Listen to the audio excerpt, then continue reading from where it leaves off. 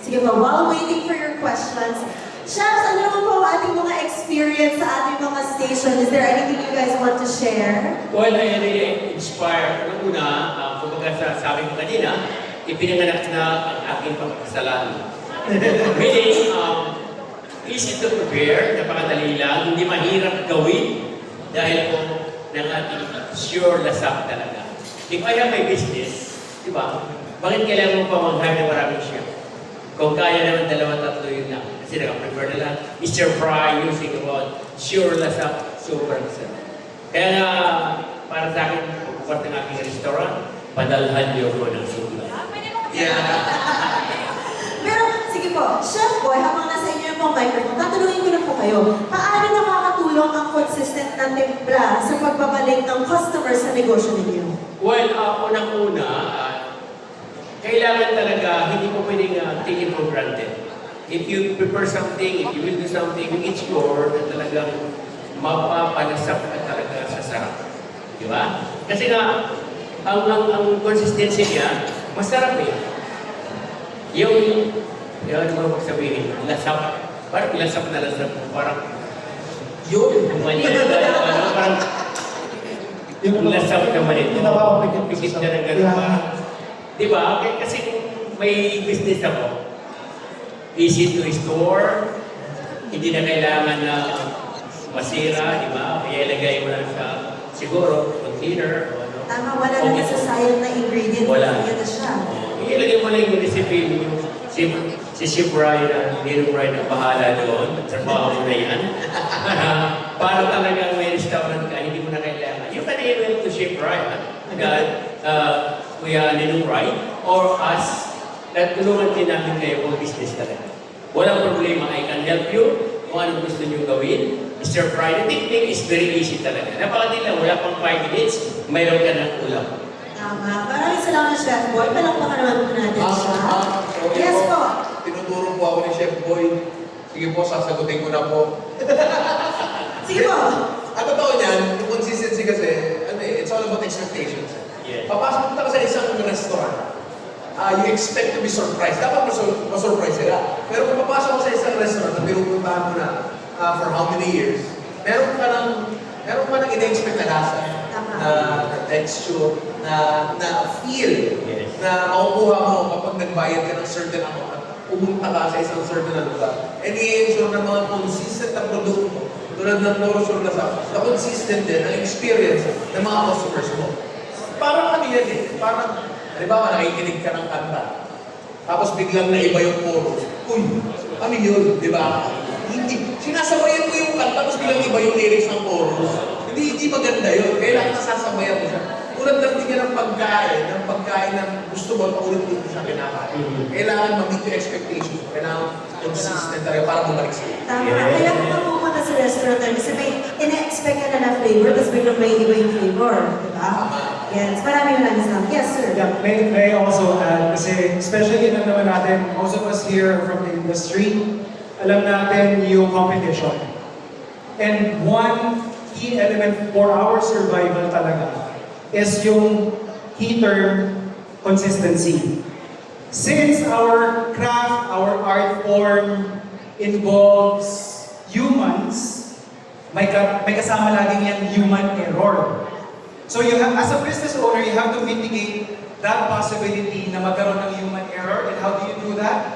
You address yung mga key points nyo dyan, which is yung hindi kayo consistent, hindi pare-pareho ng hindi calibrated yung lasa. By having a product that you can easily have your staff, your chefs, your cooks use without supervisor presence, malaking add yun sa kahit anong negosyo, especially in the business. Yes. Yeah, can I also add more? Like, for example, Ina Rai was saying na pagka pumunta ka sa isang restaurant, syempre gusto mong magawa ka. At gusto mo yung surprise, pero yung surprise yung masayang surprise. Ay, walang pangan na surprise. And with this product kasi, like, if you own a restaurant ng iba't ibang branches, kasi minsan yun yung, ano rin eh, di ba? That's the tricky part eh. Parang, pagkakakain ako sa ganito, dapat sa ganitong branch. Kasi sa ganitong branch, hindi masarap. So, it shouldn't be like that. Kasi kailangan talaga, sa lahat ng restaurants mo, Kung ano yung produkto mo sa isa, ganun din sa lahat. So, very important talaga yung consistency. Kasi, how can you say that, how can you be proud of a product na parang iba-iba naman yung lasa dun sa iba't ibang, ibang nagluto ngayon. Diba? Pag iba yung nagluto ngayon, mamayang gabi, iba na yung lasa. So, it should really be consistent. Para yung mga customers nyo na nagpupunta dun sa lugar, alam na nila what to expect. And of course, anytime they go back, they'll be happy and satisfied. Ayan, so mga ka-Shulasap, nakalinig na tayo from the customer's point of view, also the business operations point of view. Ngayon naman, Chef JR, pabalik po ako sa inyo. Sa panahon kasi po ngayon, paano mo nababalance o nabamanage ang sarap at tipid sa ingredients? So those are two different things, right? You have to maintain the flavor, but also it has to be within the budget that you still operate on. Of course, kasi kailangan yan, lalong-lalo na if you have the food as your main source of income. Mapa-restaurant yan, mapa-cloud kitchen yan, mapa-catering yan. My personal view and siguro yung philosophy ko na rin when it comes to cooking, para ma-maintain natin yung sarap and yung cost, balance. I always share this, I think for those who are familiar with what I do on television, we promote talaga seasonality of ingredients. Na our menus should be able to adapt to what is available for that particular season. Number one, it's more cost effective for business owners. And in terms of flavor, that's when you get to use ingredients at its peak. Yun yung parang pinakamadaling formula. I mean, unless yung menu mo is standard na, ito na siya all year round. Pero if you give yourself enough leg room to play with different ingredients, lalo na yung nagmamahal, then mas maraming area for you for profit margin. And more importantly, I guess using ingredients that could somehow help, yun nga, babalik lang din ako kasi napaka-integral kasi ng consistency. When it comes to using different ingredients, seasonal, kailangan pa rin merong baseline na masarap. So, I guess doon natin ipapasok yung Shulasap na kahit yung ingredients yung ilagay mo dyan, kasi nagtitipid tayo ngayong season na to, imbes na squash yung gamitin, magkamote muna tayo. But still, yung seasoning mo, pareho pa rin yung lasa. Para pag bumalik yung mga regulars mo, hindi sila maninibago doon sa ino-offer nyo. Thank you so much for that, Nip. So kahit seasonal ang ating mga hinahanda, that base flavor is still there and na-maintain pa rin yung quality while nakakatipid din ang ating mga business owners. 100%, yes. Thank you so much, Chef Ken. Pupunta naman, does anybody else have a question before I move on to our other chefs? Feel free to ask us any questions, but while waiting for you guys to ask your questions, mapunta naman po ako sa inyo, Chef Rosebud. So, Chef Rosebud, alam naman natin na hindi lang lasa ang pupunan. Paano nakakatulong ang More Shulasap sa workflow at team training? When you say na hindi lang lasa ang punan, of course kasi we have to factor in yung labor, tapos yung hours that you put in, no? Para talaga minimize lang yung labor and then yung training, pero maximize yung profit. So nakakatulong yung ating North Shulasap because it's very, it's convenient to use. Kumbaga parang, like for example, if you're training a group of cook for a certain recipe. So minsan nga kasi, pagka tinuro mo, minsan hindi rin nila sinusunod. Yung gano'n, yung parang napapasobra sa ganito, napapasobra sa ganyan, or kulang ng ganito. But if you have this product, yung ating North Shulasap, alam mo na consistent yung flavor doon. So parang less training time ka na rin for them. Less training time, tapos parang like yan.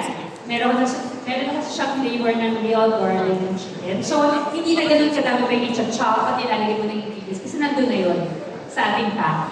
Yes. Parang kanina, Chef Rosebud, you were mentioning sa dressing na despite all the training, there are still sometimes na nagkakaroon ng human error at hindi pare-pareho yung lasa. Oo. Kasi nga, minsan, di ba, baka bad food, may nadagdag matay ibang ingredients dyan or napasobra. But if you have a product like our North Shulasap, yung kung ano yung ilalagay mo lang talaga na, alam mo na yung pack na yun with real garlic and real chicken seasoning. So, panatag na kayo. Panatag ka na. Yun lang pag nawala, di ba? Parang bakit wala? Yun. Yung alam mo naman may kulang. Huwag sana maubos Oo, paubusan ng stock. Laging year-round supply sana ang ibigay ng Nor. Bakit hindi? Nanawa. Chef Ken, ano po ba ang signature dish ninyo? Ako, Napakahirap na tanong mo. okay, kasi, di ba, parang pag lahat, I think if you had to ask a question, kahit sinong chef, they will not have one. Di ba? But I think, for me, importante is what I like to eat, done properly, marinam-nam, that's a signature dish. And for sure, lalagay niyo na ang sure na sa inyong signature dish. Yeah, of course. So, yeah, ingredient, it's an ingredient. Ingredient, yes. Let's give it up for Chef and everyone. And last but not least, for Chef Pipo naman, may question din po ako sa inyo. How do you integrate more sure na sa into new recipe development while keeping it true to your brand's identity? Okay, so medyo mahirap yung tanong na yun. Pero to answer that question, so basically it intertwines to all the answers of all the chefs here. Intertwine. Okay, so anyway, as your number one food solution provider, katulad ng ginawa natin, exercise ka, it made you realize how easy cooking is. So the same with operators, guys. So kanina, ang objective naman talaga ng mga products namin is to always elevate the taste. Diba? For you to achieve that deliciousness. Sabi nga ni Chef Kenyo, yung linamnam. Diba? And at the same time, the goal here really is to support you, to inspire you, and to progress. So at the same time, you can do more, you can create more, and you can, serve delicious dishes. So, yun naman. Thank you so much, Chef. Yes. We always have this saying, if we chefs can cook, to do what they love doing, which is to cook properly. And when they season, sa ganyan lang, okay na. Diba? So kanina we were doing like fried rice in my station, and it's just really cooking off. So lang, at the end of the day, seasoning in the end is the most important thing. So nandun na lahat. So ang dali, di ba? Hindi mo na isipin na mag-chop pa ako ng bawang or lalagay ng kung ano-ano. Flavor is there already. Yun. Thank you so much for adding to that. At syempre, Ninong Rai, hindi ka makakataka sa akin. Parang kanina ko pa tahimik eh. So, may question din po ako para sa inyo. Ano ang payo ninyo na mabibigay sa mga nagsisimulang food entrepreneurs? Kasi kanina, di ba, nag-share ka ng story ninyo kung paano kayo nagsimula. Yes. Ano naman po ang ma-advise mo sa kanila pagdating sa paggamit ng sure na sa? Paggamit ng isang bagay, tulad ng sure na sa, pwede kang bumuo ng recipe na ito yung sentro. Alam mo yun? From this, kasi ang daming points kung saan ka pwede mag-create na recipe. Sisimula ka ba from scratch? Or are you getting it from somewhere else? At talaga mo sa sarili mong puso? Alam mo yun? Ito kasi yung Lord Shura sa, pwede siyang maging sentro ng recipe mo. Pero at the same time, pwede din siyang idagdag sa already established recipe mo. Diba? Yung mga heirloom recipes nyo na gusto nyo i-share sa mundo, usually kasi ganun. Ay, ang sarap ng pagkain ng pamilya natin. Gusto kong matikman to ng maraming tao. Yun yung nakakatulong storya. Kasi talagang from the heart eh. And from there, pwede mo siyang gawin na mas consistent, mas malinaw na by adding, no sure na sa. Alam mo, hindi siya intrusive na bagay. Diba? Something that enhances. But yes, lang yung sinasabi siya, na it is an ingredient, yes. Much like kung paano mo itrato ang patis. Alam mo yun, ako, di lang taga-malabot, si patis is like ako, diba? And that's because talagang, kung nga sinabi siya, nag-aaral talaga ng umami. Kaya-kaya ibigay ng more sure na sabi yung umami na inaaral. Also, meron na akong gustong i-discuss na bagay. Regarding sa pagdadagdag ng ingredients, pag-iisipan niyo minsan mabuti kung bakit nyo nilalagay yung ingredient na ito. Is it because of the taste or is it because of the texture? For example, I remember before, na nasa restaurant kami, meron kami isang recipe na nangangailangan na star anise. So nagdadala kami ng star anise na ako. And usually, kapag nag-bibilang tayo ng star anise, or pag i-quantify natin yung recipes, it's pieces. It's pieces. Eh, ang pieces ng star anise, iba-iba. Isa putol-putol pa yung mga star yan. So it's really not consistent. So sabi ko, bakit ang tapang ng star anise na ikaw yung gumawa? Ikaw yung nag-prod, bakit ako hindi naman? Eh, yun pala, yung star anise na pinili niya, yung bagong deliver, so hindi pa durog yung ilalim. Durog yung ilalim, yung nasa taas, bumubuo yung star. So, ang tapang. So, hindi na siya consistent, di ba? So, titignan niyo yung mga ingredients sa nag-exist na recipe nyo. Ito ba ay para sa, kasi star anise, tatanggalin mo rin. For example, onions or garlic. Gusto mo ba talaga nakikita siya? For example, sa stir fry. Ako personally, ayoko naglalagay ng garlic sa stir fry kasi gusto mo kung ano yung may kita mo, may specs ng garlic, which is not a bad thing. Pero syempre, ito ay mga Instagram na gusto mong gawin ng mga customer mo, it should be nice, di ba? It should be pretty. At matutulungan, ito yun eh, matutulungan din tayo ng Noro Surasa na siguraduhin na maganda rin yung itsura ng pagkain. Na isa pang benefit yan na hindi na-discuss na ngayon ko lang dinariyan. So to add on, me personally as a chef, every time we cook, we want to make things taste better. So if you add products that would create a better flavor profile, that's already what we call an innovation. Innovation in taste. Imagine, may masarap na kayong pagkain, masarapin nyo pa. Di ba yun naman ang, I think at the end of the day, that's what we want to do. We want to achieve the right flavor that really, that's the thing that matters. So again, innovation in taste, by adding more sugar to make it taste more garlicky, more, more tastier than a regular dish. That's the idea. Sorry, to add lang din, ulitin ko lang I want to stress this. Hindi babaguhin ng Noro Surasa yung lasa ng pagkain. Hindi niya babaguhin. I-enhance niya lang. Medyo mahirap siyang ipaliwanag. Kailangan maano siya in apple. So mamaya pag-uwi nyo, magluto kayo ng menudo o sinigang. Yung same recipe na ginagamit nila naman. Oo, magluto kayo sa inyo. Tapos, bawasan yung ano yung papahalan nyo, whether it be salt, whether it be patis, palitan nyo yun ng certain portion ng Noro Surasa. Nakikita nyo na yun pa rin yung lasa, pero mas enhanced lang siya. Ang hirap kasi i-pinpoint ng lasa ng umami. Sa totoo lang, lalo kapag hindi ka masyadong sanay, kapag hindi mo siya hinahanap, pero alam mo kapag nandun siya, at alam mo rin kapag wala siya. Gusto niya. Sinabi mo, hindi mo ng puso yan. Sinamnam yun. Pusuan mo. Ganun pala yun, kapag sinabi yung dagdagan ng puso, umami pala yung dinadagdagan mo. Yes, pero ang totoo niyan, ang sinasabi niya, pag nilagyan mo ng puso, ibig sabihin lang, huwag mo madaliin. Ano ibig sabihin niya? Itong maliit na bagay lang ito. Yung sasampot siya. Minsan kasi hindi tayo nagsasampot siya. Kaya tinatanong mo mali sampot siya. It's actually making yung aromatics nito a paste. Parang gano'n.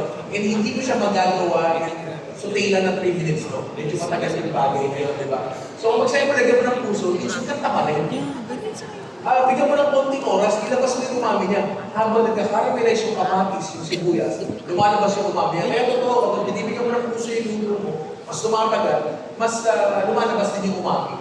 Ngayon, kung talagang mahirap magsamot sa restaurant, lalo, siguro sa Kabisara yun, pero sa linya, hindi pwede. Yan, then ngayon lalabas ang ating shop, Noro Surasa.